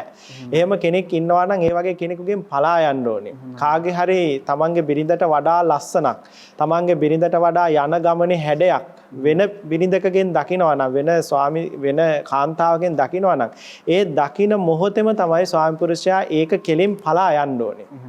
ඒ කියන්නේ තමන් දැන් වැරදි රූලට යන්නේ. තමන්ගේ ස්වාමි පුරුෂයෙකුගේ යුතුයකම් ටිකෙන් දැන් බැහැර වෙන්න යන්නේ කියන කාරණේ එතනින්ම දැනගන්න ඕනේ. තමන්ගේ බිරිඳට වඩා වෙන කෙනෙකුගේ ලක්ෂණක් දකිනවා නම් වෙන තමන්ගේ බිරිඳ හදලා දුන්නු කෑම එකට වඩා වෙන කෙනෙකුගේ කෑම එකක රසයක් තමන්ට දැනෙනවා වගේ දැනෙනවා නම් ඒ මොහොතේම දැනගන්න ඕනේ ඔබ දැන් මේ රූලෙන් පිට පනින්නයි හදන්නේ කියන කාරණාව. ඉතින් ඒ නිසා එතනදිම ආපහු හිතට අදිෂ්ඨාන කරගන්න ඕනේ නෑ මගේ බිරිඳගේ මට අම්මා වගේ ඉන්න මට මේ ලෝකේ වැඩිම ආදරය කරන මගේ බිරිඳගේ කෑම එකට වඩා රස කෑම එකක් මේ ලෝකේ තවත් තියෙන විදියක් නෑ කියලා එවෙලෙම අදිෂ්ඨාන කරලා ඒ පැත්තට හිත පුරුදු කරන්න ඕනේ. ඉතින් ඒක එහෙම කරන්නම ඕනේ ස්වාමි පුරුෂයෙක් වුණා. ඒක ස්වභාවය කියලා ඒකට එහෙම වෙන්න දෙන්න බෑ ස්වාමීන් වහන්සේ. එහෙමයි. අපි අර ස්වාමීන් වහන්සේ දැන් බුදුරජාණන් වහන්සේත් පෙන්වන්නේ කොහොමත් ඉතින් කාමයේ ස්වභාවය තමයි අපි අලුත් දෙයකට කැමති වෙන එක. නමුත් ස්වාමීන් වහන්සේ අපි ධර්මයේ තියෙන මේ ලෝකේ අපි පවතින්න එපා සානස් කොහොම හරි අලුත් දෙයකට කැමති වුණත් පරණ දෙයකට කැමති වුණත් අපි දකින්න ඕන කාමයේ කියන දේ අපි හැම වෙලාවෙම අපේ හිතේ ස්වභාවය තමයි නව අලුත් දෙයක් හොයන එක. නමුත් ධර්මානුකූලව අපට විසඳ ගන්න තියෙන හැබැයි මොන දේ තුලත් වෙනසක් නැහැ ලෝකේ අපි දකින මේ සතර මහා ධාතුන්ගෙන් සැදිච්ච ලෝකයක්. සාස විවාහ ජීවිතය කියලා කියන්නේ තනකරම කැපකිරීමක් නේ. එහෙමයි. Tamanට තනියෙන් ස්වෛරීව ඉන්න ඕන නම් කසාද නොමෙදින්න ඕන. එහෙමයි. එතකොට විවාහ ජීවිතය කියලා කියන්නේ සම්පූර්ණයෙන්ම එතන තියෙනවා ලොකු කැපකිරීමක්. අන් කෙනා වෙනුවෙන් කරන ලොකු පරිත්‍යාගයක් කැපකිරීමක්. එතකොට තමන්ගේ සතුට තමන්ගේ නිදහස තමන්ගේ ස්වෛරීභාවය මේ සියල්ල බිරිඳ වෙනුවෙන් කැප කරන්න පුළුවන් වෙන්න ඕනේ. එහෙම කැප කරන්න බැරි නම් කසාද බඳින්න එපා. මොනියම්ම හේතුවක් නිසාවත් එපා. ඔබ අනිවාර්යයෙන්ම විවාහ ජීවිතය ඇතුළත් වෙනවා නම් ඒ කැපකිරීම කරන්න ඕනේ. එතකොට විවාහ ජීවිතයට ඇතුළත් නොවුණු අනිත් පිරිමි වාගේ ඔබට කටයුතු කරන්න පුළුවන් කමක් නැහැ. ඔබට දෙවැන්නියක් ඉන්නවා. ඔබ තව දෙවැන්නියෙකුට බැඳිලා ඉන්නේ. එතකොට ඔබේ සතුට ඇයගේ සතුට වෙනුවෙන් ඔබට අත්හරින්නම වෙනවා. ඒක එහෙම කරන්නම වෙනවා. ඒක ඔබ පොරොන්දු වෙනවා විවාහ වෙන දවසේ. ඒ නිසා ඔබ ඒක කරන්නම ඕනේ. එතකොට ඔබේ සැපත ස්වාමි දියණියගේ සැපත වෙනුවෙන් ඔබ අතහරින්නම ඕනේ. ඔබ කැමති දේවල් ඔබ ප්‍රිය දේවල් ස්වාමි දියණියගේ කැමති දේවල් ප්‍රිය දේවල් වෙනුවෙන් ඔබට පරිත්‍යාග කරන්නම වෙනවා. එහෙම පරිත්‍යාග කරන්න බැරි නම් කවදාවත් විවාහ ජීවිතයකට ඇතුළත් වෙන්න එපා. මම මේක අහන තරුණ දරුවෝ ඉන්නවා නම් ඒක හොඳට හිතේ තියාගන්න. කසාද බඳපු ස්වාමි පුරුෂයෝ ඉන්නවා නම් ඔබ ඒක හොඳට මතක තියාගෙන ඔබේ භූමිකාව ඔබ හරියට ඉෂ්ට කරන්න ඕනේ. මොකද නැත්තම් අර අපි සමහර විට නකුල මාතා නකුල ප්‍රිතා කියන තැන්වලදී ස්වාමීන් වහන්සේ ඒගොල්ලන්ගේ සිත්වලවත් හටගත්තේ නැහැ කියනවනේ මේ වෙනත් කෙනෙක් කෙරේ යල්මක්. ඉතින් එතන ඒ වගේ තැන්වලටපත් වෙන්නේ ස්වාමීන් වහන්සේ ජීවිතේ යහපත් ගුණධර්ම පුරපු නිසානේ. නැත්නම් අපි දකින්න ඕනේ ස්වාමියෙක් වුණාම බිරිඳක් වුණාම මේ ලැබිච්ච මනුස්ස ජීවිතේ ස්වාමි භූමිකාව තුල ජීවත් වෙන්න. දැන් අර අපිට කොහොමත් හිත එක එක තැන්වලට දුවනවා. නමුත් එහෙම සංසාරේ පුරුද්දක් තිබ්බ නිසා පෙන්නනවා නකුල මාතා නකුල පිතාට ඇතුම් නැහැ කියන අන්නේ බිරිඳක් කෙරෙහි සිතුවිල්ල. සාංශ ඇත්තටම පෞල් ජීවිතයක පදනම කියලා කියන්නේ විශ්වාසය. පෞල් ජීවිතයක පදනම වුණු විශ්වාසය කොතනකදී හරි පිපුරුවොත් ඔබේ පදනම විවාහ ජීවිතේ ආය ඊට උඩින් කොච්චර බැමි ගැහුවත් එව්වා පුපුරනවාම තමයි. ඒ නිසා ස්වාමි දියණිය හා ස්වාමි පුරුෂයා පිළිබඳ ඔවුනොවුන්ගේ තියෙන විශ්වාසය නම් කවදාවත් paludu කරගන්න එපා. විශේෂයෙන්ම මතක තියාගන්න ඕන දෙයක් තමයි ස්වාමි දියණිය පිළිබඳව ඔබේ තියෙන විශ්වාසය paludu කරන්න. ඔබගේ ඔය පුංචි කුරුළු කූඩුවට ගල් ගහන්න මේ ලෝකේ ලොකු පිරිසක් බලාගෙන ඉන්නවා ස්වාමීන් වහන්සේ. ඒ කුරුළු කූඩුවට ගල් ගහන්න ඉන්න පළවෙනි ප්‍රධානම දෙන්න තමයි ඔබේ අම්මයි තාත්තයි දෙන්න. ඒ වගේම ඔබේ මහත්තයාගේ අම්මයි තාත්තයි දෙන්න. මේ වැඩිහිටියෝ දෙන්න ඔබේ කුරුළු කූඩුවට පළවෙනිම ගල ගහන්න බලාගෙන ඉන්න අය. මේක තිත්ත වෙයි, හිත රිදෙයි. නමුත් මේක තමයි ස්වාමීන් වහන්සේ ඇත්ත කතාව. මගේ පැවිදි ජීවිතේ පෞල් ප්‍රශ්න 100ක් ආව නම් මංගාවට විසඳන්න ඒ 100ම ප්‍රධාන හේතුව ස්වාමීන් වහන්සේ එක්කෝ බිරිඳගේ අම්මයි තාත්තයි නැත්නම් ස්වාමි පුරුෂයාගේ අම්මයි තාත්තයි තමයි ඒ ප්‍රශ්න ඒ විදිහට ඇති කරන්න මූලික හේතුව වෙලා තියෙන්නේ. ඒ නිසා ඔබට ඔබේ ස්වාමි දියණියට වඩා ඔබේ අම්මා හෝ ඔබේ තාත්තාව විශ්වාස වෙන්න බෑ. එහෙම අම්මා හෝ තාත්තා හෝ විශ්වාස කරලා ස්වාමි දියණිය දෙවෙනි තැනට දානවා නම් බිරිඳක් ගන්න නැතුව ගෙදර වැඩ ටික කරගන්න සේවිකාවක් අරන් එන්න. එතකොට ගෙදර වැඩ ටික කරගන්න පුළුවන් අයලව.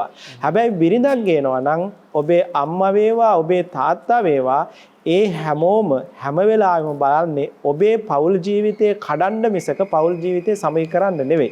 මේ වයසක අම්මලා තාත්තලාගේ තියෙනවා ආසාවක් ස්වාමීන් වහන්සේ. ඒ තමයි එයාලට හරියට දැනුමුතුකම් දෙන්න ඕනේ පෞල් ජීවිත ගත කරන දරුවන්ට.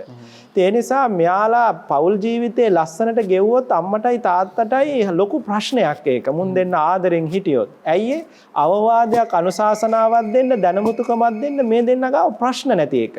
ඒ නිසා මේ දෙන්නවත් දන්නේ නැතුව මේ දෙන්නගේ තියෙන පහත් ආසාවන් නිසා මව්පියවරුන්ගේ අර තරුණ දරුවෝ දෙන්න ගාව මොනවා හරි ප්‍රශ්නයක් ඇති කරනවා.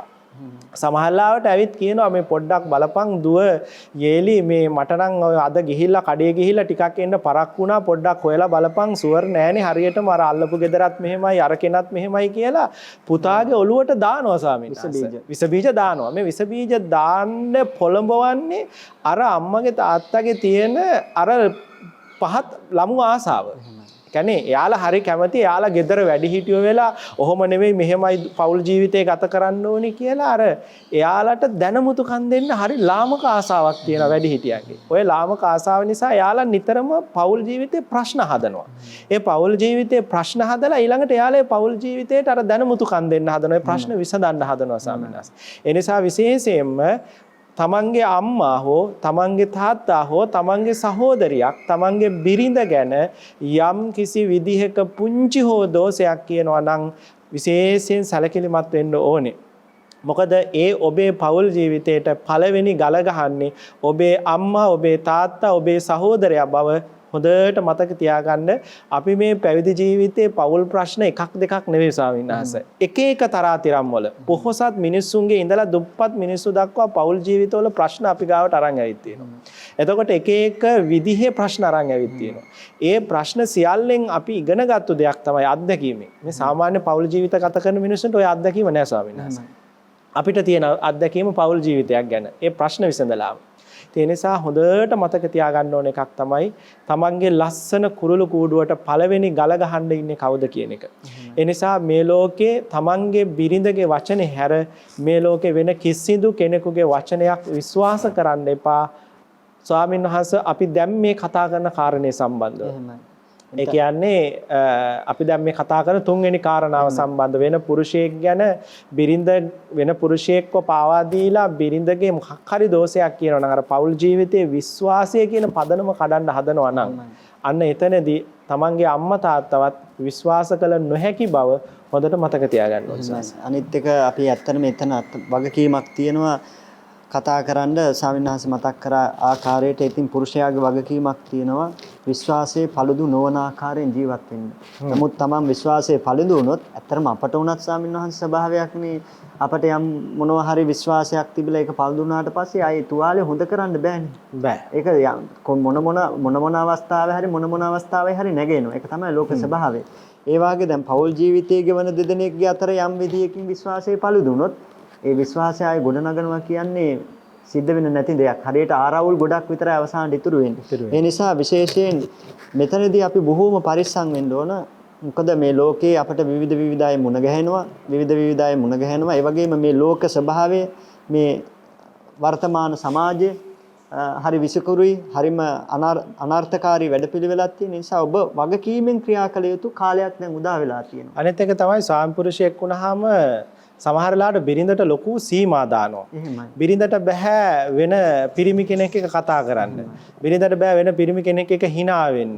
ඉතින් එහෙම වුණොත් සැක කරනවා. ඉතින් මෙන්න මේ වාගේ දේවල් කවදාවත් ස්වාමි පුරුෂයෙක් වුණාම කරන්න එපා. ඇයට කියලාත් ලොකු නිදහසක් තියෙන්න ඕනේ. එතකොට ඇයටත් පිරිමි කෙනෙක් එක්ක කතා බහ කරන්න පුළුවන් වෙන්න ඕනේ. විහිළු තහළු කරන්න පුළුවන් වෙන්න ඕනේ. එයාගේ යාළුවෝ සමහරට පිරිමි යාළුවෝ ඉන්නවා.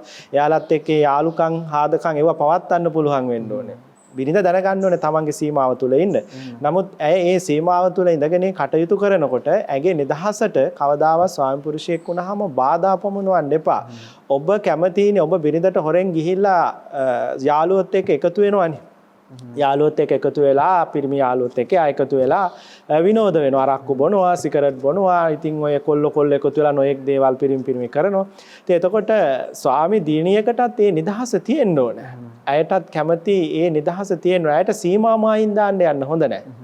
එතකොට තමන්ගේ සීමා මායින් තමන් දැනගන්න ඕනේ. නමුත් අපි ඇයට සීමා මායින් දාලා ඇගේ නිදහස නැති කරලා ඇය ගෙදරට සිරකාරයෙක් බවට පත් කරන්න හොඳ නැහැ. ඒක මහ පවක්. ඒක කවදාවත් කරන්න එපා.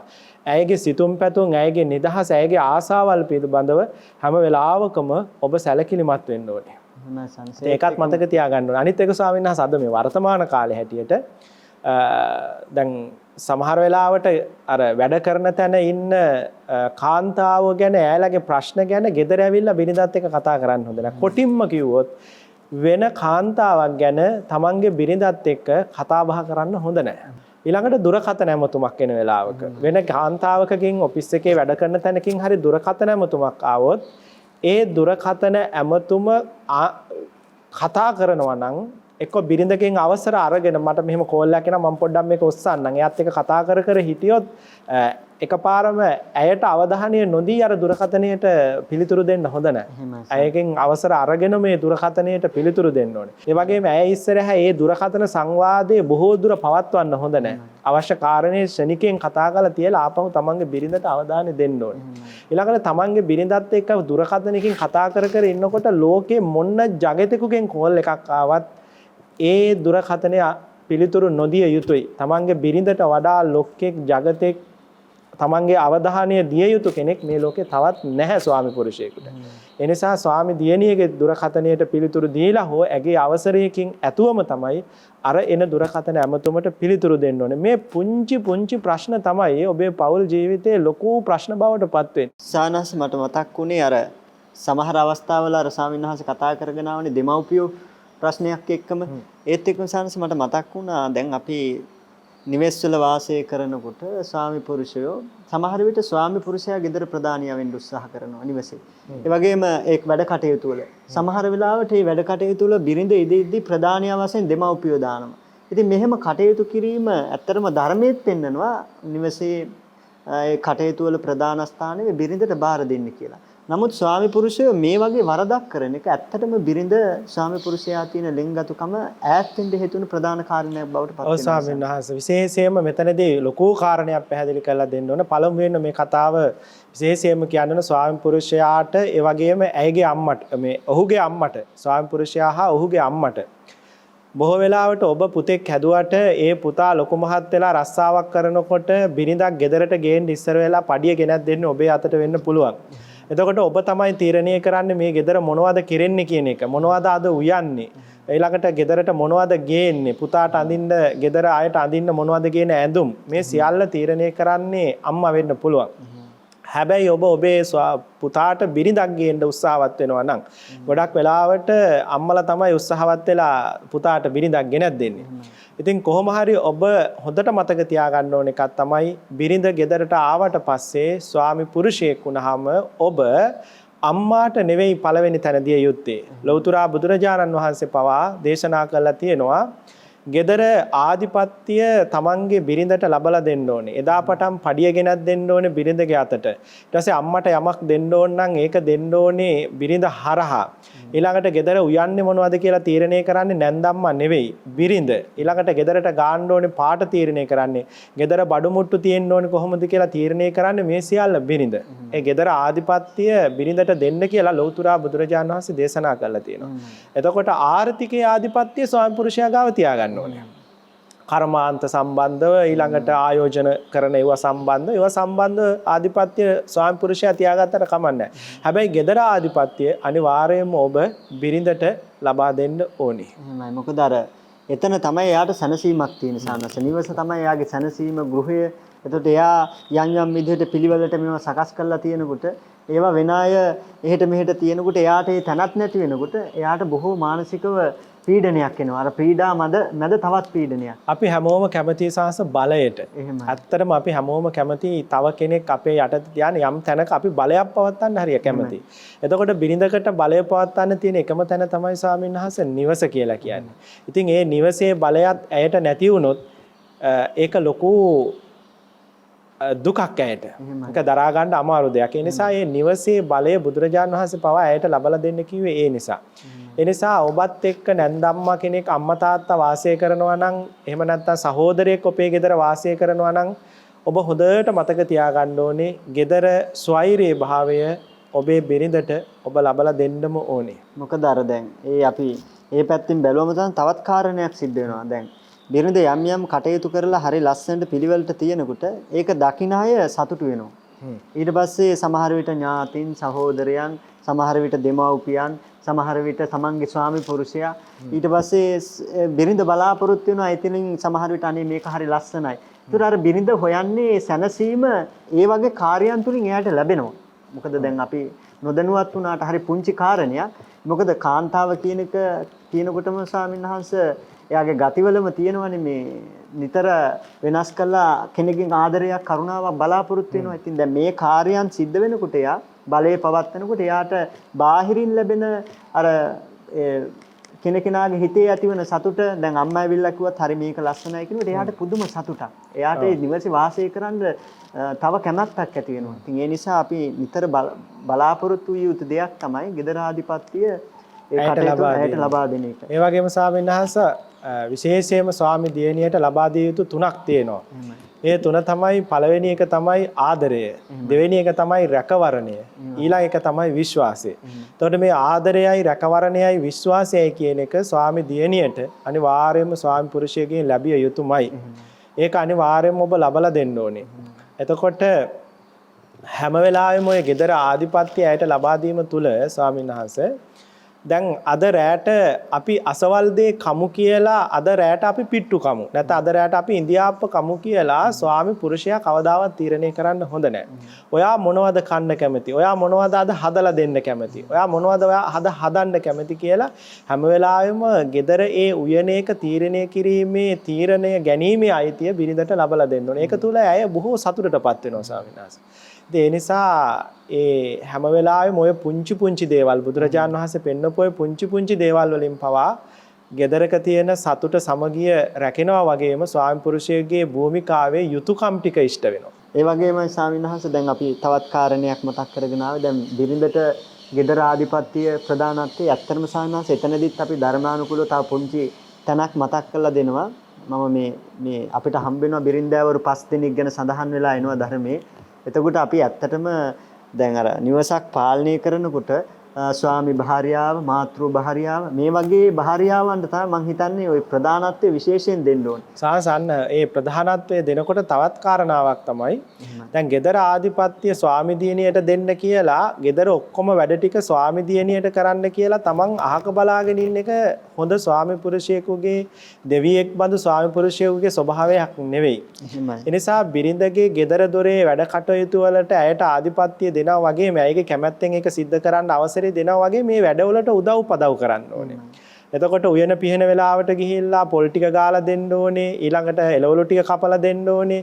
Tamanට කරන්න පුළුවන් වැඩ කටයුත්තක් ඒක කරලා දෙන්න ඕනේ. gedara dora අස්පස් කරනකොට ඒකට ස්වාමි දියණියට උදව් කරන්න ඕනේ. ඊළඟට gedara මොකක් හරි ලොකු වැඩක් තියෙනවා නම් Tamanට නිවාඩු දවසට ඒක අපි දාගෙන අපි දෙන්නත් එක්ක මේක කරමු කියලා අර ඇයගේ ඔළුවටම gedara බර ඔක්කොම දාන්නේ නැතුව තමනුත් ඒකේ බර කොටසක් ගන්න ඕනේ. සමහර වෙලාවට ස්වාමි පුරුෂයා හිතනවා මම ගිහිල්ලා මගේ බිරිඳට අනාගතේ ජීවත් වෙන්න ලොකු පොල්වත්තක් අරගෙන ඇයට දෙන්න ඕනි කියලා. නමුත් ඇත්තටම ස්වාමි දියණියට ඕනේ පොල්වත්තක් නෙවෙයි. ඒ වෙලාවේ ඇයට ඕනේ සමහරට පොල් බෑයක් ගාලා දෙන්න එක. ඒ නිසා අපි ඒ වෙලාවේ ඇයට පොල් බෑයයි ගාලා දෙන්න ඕනේ. මහ මුහුදක් තිබ්බට වැඩක් නැහැ ස්වාමීන් වහන්සේ දිය දෝතක්වත් බොන්න බැරි නම්. එහෙම අර ඒ වගේ මහ මුහුදක් තරම් බිරිඳට හම්බ කළත් වැඩක් නැහැ. මහ මුහුදක් තරම් දේවල් කළත් වැඩක් නැහැ. අය බලාපොරොත්තු වෙන පුංචි දේ දෙන්න බැරි නම්. එහෙමයි අර දැන් ස්වාමීන් වහන්සේ කියන කාරණේ මතක් වෙනකොට මතක් වෙන්නේ සමහර අය හොඳට ගෙවල් දොරවල් යාන වාහන ඔක්කොම අරන් දීලා තියෙනවා. හැබැයි බිරිඳ අහනවා උඹ මට මොනවාද කරේ කියලා අහන අවස්ථා තියෙනවා. ඇත්තටම අපි දැකලා තියෙනවා. මොකද දැන් අර යාන වාහන තියෙනවා, කණ්ඩ බොණ්ඩ තියෙනවා, ඔය ඔක්කොම තියෙනවා. නමුත් අර ඒ බිරිඳ බලාපොරොත්තු නේසාස ඒක නෙවෙයි. ඒක නෙවෙයි. අන්න එතන අපිට වැදගත් මහ මුහුදක් තිබ්බට වැඩක් නැහැ දිය දෝතක් බොන්න බැරි නම්. එතකොට මහ මුහුදක් ගාව ඉඳලා කියනවා මට බොන්න වතුර ටිකක්වත් නැහැ නේ කියලා. ඉතින් අපි කියනවා මේ මහ මුහුදක් තියෙන්නේ කියලා. වැඩක් නැහැ මහ මුහුදේ වතුර බොන්න බෑ. ඒ නිසා සමහර වෙලාවට අය බලාපොරොත්තුනේ යාන වාහන නෙවෙයි. ලොකු ගෙවල් දොරවල් නෙවෙයි. තමන්ගේ ස්වාමි පුරුෂයාගේ ආදරණීය වචනයක්. තමන්ගේ ස්වාමි පුරුෂයාගේ ලැබෙන පුංචි සෙනෙහසක්. ඇයට ආදරෙන් රැකවරණයෙන් ඇය බලා ගැනීමක්. ඔය ඉතින් ඒ පුංචි දේවල් බලාපොරොත්තු වෙන්නේ. සමහර විට විසිතුරු දේවල් පුංචි පුංචි දේවල්. දැන් අපි ඔය තව කාරණයක් අපි ධර්මයේ සඳහන් කරනවා නසනස දැන් බිරිඳක් දැන් උතන මේ බුදුරජාණන් වහන්සේ පෙන්වන්නේ අඳුන් ආයිත්තන් ආදී නිතර එයාට සංග්‍රහ කරන්න ඕනේ. කියන්නේ මේ අර මේ ඒ ආදරේ හැමදාම පවත්වන්න කරන දෙයක්. නැත්නම් අපි මේ බුදුරජාණන් වහන්සේ පෙන්වන්න බුදුරජාණන් වහන්සේ දන්නවා මේවා මේ කිසිම දෙයකින් පළක් නැහැ කියන එක. නමුත් ගෘහ ජීවිතයේ ගෙවන කෙනෙකුට ඇත්තටම ස්වාමීන් වහන්සේ බිරිඳකගේ ස්වභාවයක් තමයි නිතර ලස්සන වෙන්න කැමති. මේක කාන්තා ගතියක් සානස්.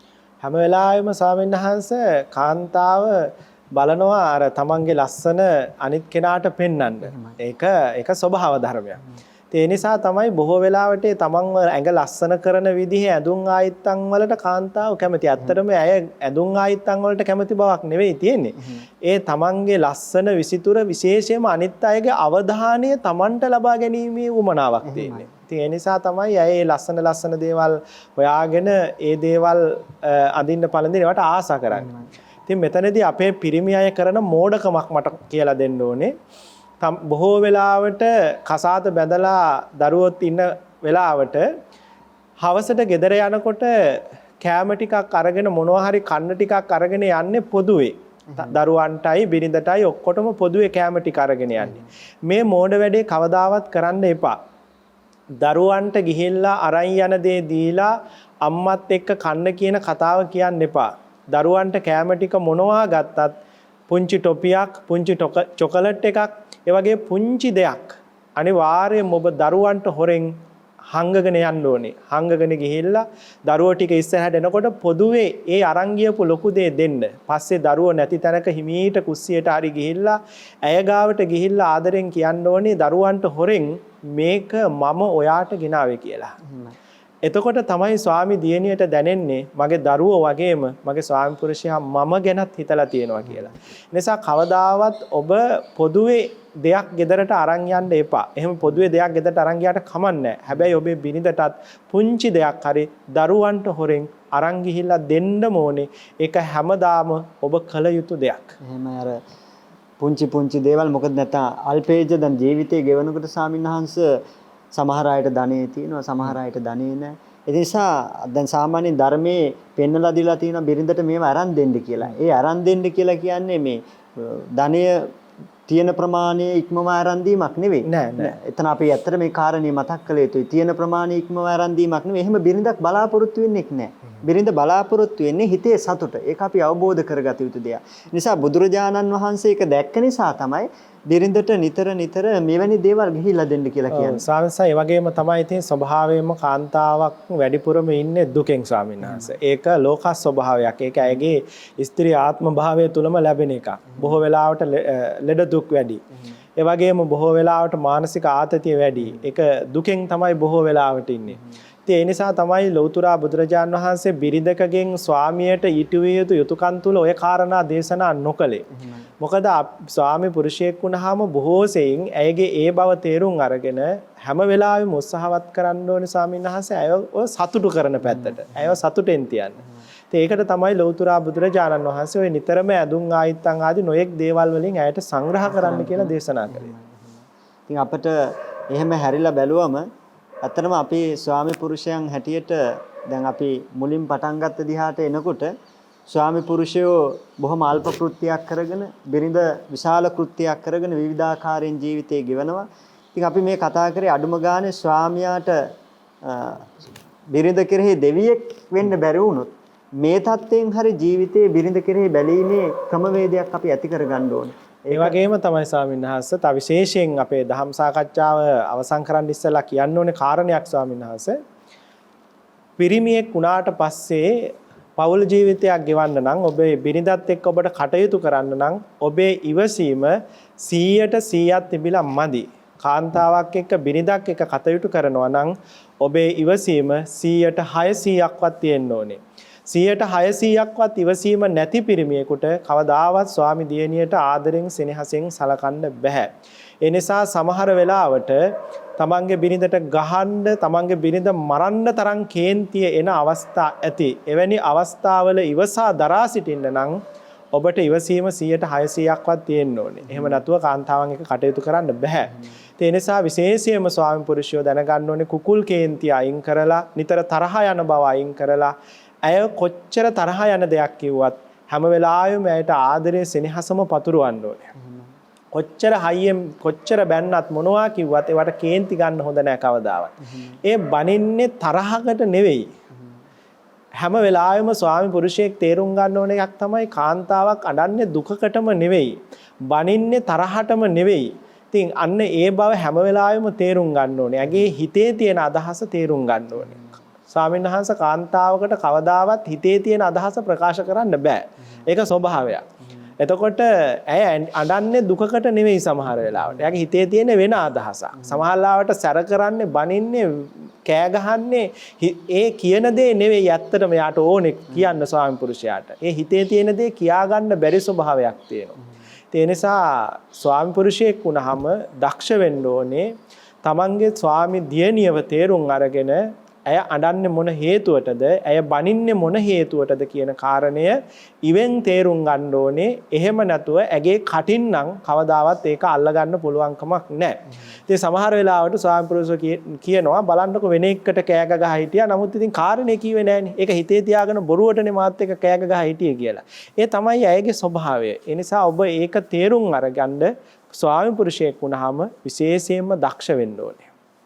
ඒකට තමයි සංසාර ඉවසීම ඕන කරන්නේ. ඉතින් ස්වාමී ඒ යුතුයකම් ටික නිසි ආකාරයෙන් ඉෂ්ට කිරීමට වග බලා ගත යුතුයි. ඒ වගේම අපි දැනගත යුතු කාරණයක් ඒ තමයි දෙදෙනෙක් එක්කෙනෙක් හැටියට ජීවත් වීම හිත් දෙකක් එක හිතක් බවට පත් කරගෙන යන්නේක. ඉතින් මේක හරි අමාරු දෙයක්. නිසා ඒ අවබෝධය මේ අයගේ ජීවිත තුල රඳවාගෙන ඉතින් මේ පෞල් ජීවිතය සාර්ථක කරගන්න මේ සැමට ශක්තිය, ධෛර්යය, වාසනාව නොඅඩුවම ලැබේවා කියන ප්‍රාර්ථනාව ඇතුව ඉතින් අද දවසේ අපි අද මේ දහම් සාකච්ඡා ඇහුවට පස්සේ අපේ මහත්තුරු කියන්න පුළුවන්. ඉතින් ස්වාමින් වහන්සේලා ඔහොම කිව්වට අපේ නෝනලා ගැන අපිනේ දන්නේ. අපේ ගෙවල් වල ඉන්න ස්වාමින් වහන්සේ යක්ෂණියෝ. සමහර අපේ ගෙවල් වල ඉන්න ස්වාමින් වහන්සේ පුංචිවත් ඉවසීමක් නැති අය. ඉතින් එයාලත් එක්ක ඔය ස්වාමින් වහන්සේ කියන යුතුයකම් ටික නම් කරන්න වෙන්නේ නැහැ කියලා සමහර වෙලාවට කියයි. හැබැයි ඔබ එක දෙයක් මතක තියාගන්න ඕනේ. ඔබේ ආදරය, සෙනෙහස, රැකවරණය කියන එක අවංකවම ඔබේ හදවතේ ඔබේ බිරිඳට තියෙනවා නම් ඕනම යක්ෂණියක්, දේවතාවියක් බවට පරිවර්තනය කරගන්න ඔබට පුළුවන්. එනිසා ඔබ පිරිමියෙක් නම් ඔබ ගාව තියෙන ලොකුම ආයුධය තමයි ඇයව দমনය කරගෙන ඔබේ ගාවට ගන්නට, එහෙම නැත්නම් ඔබට අවශ්‍ය විදිහට ඇයව සකස් කරගන්නට, ඇයට ආදරයෙන් සෙනෙහසින් ඉන්නට එකම ආයුධය තමයි ආදරය, සෙනෙහස හා මෛත්‍රිය, ඉවසීම කියන කාරණා ටික. එනිසා ස්වාමි පුරුෂයෙක් වුණු ඔබ ගාව ඔය අඩුපහඩු ටික හදාගත්තොත් ඔය ඔබේ ගෙදර ඉන්න යක්ෂණිය ඔබට හැමදාම ආදරය දෙන, හැමදාම සෙනෙහස දෙන, ඔබට හැමදාම සතුට ගෙනල්ලා දෙන, ඔබට හැමදාම ජීවිතේ සැනසෙල්ල ගෙනත් දෙන දේවතාවියක් බවට පත් කරගන්නට ඔබට පුළුවන්. ඒ නිසා ඒ වචනේ කියන්න ඉස්සර වෙලා ඔබේ පැත්තේ තියෙන අඩුපහඩු ටික ඔබ හදාගන්න කියලා අපි මෛත්‍රියෙන් අපේ මහත්තුරුන්ට මතක් කරනවා. ඒ වගේම අපි අද මහත්තුරු ගැන ගොඩක් කතා කළේ. ස්වාමි දියණියගෙත් වගකීම් කොටසක් තියෙනවා. අපි ඒක පස්සේ දවසක කතා කරමු. අද අපි ආමන්ත්‍රණය කළේ අපේ පින්වත් මහත්තුරුන්ගේ තියෙන අඩුපාඩු ටික ගැන. එහෙමයි සානසෝක මතක් කරපු එක හොඳයි. මොකද නැත්තම් අර කියන්නක් වාගේ පුරුෂයෝ හිතයි මේ හාමුදුරුවෝ නම් මොනවාද දන්නේ. ඉතින් ওই පහසුවෙන් ඉන්න කෙනා අපිනේ දන්නේ කියලා යුද්ධේ. ඉතින් එහෙම තමයි හැම කෙනෙකුටම පේන්නේ. සමහර විට ওই යක්ෂණියොත් ආදරය කරපු අවස්ථා තියෙනවනේ ස්වාමීන් වහන්සේ. ඒ වගේම යක්ෂණියොත් දරුවෝ බලාගත් අවස්ථා තියෙනවනේ. ඒ නිසා එහෙම බලනකොට අපිට ඇත්තටම ඔය කියන කාරණේ ඇත්ත.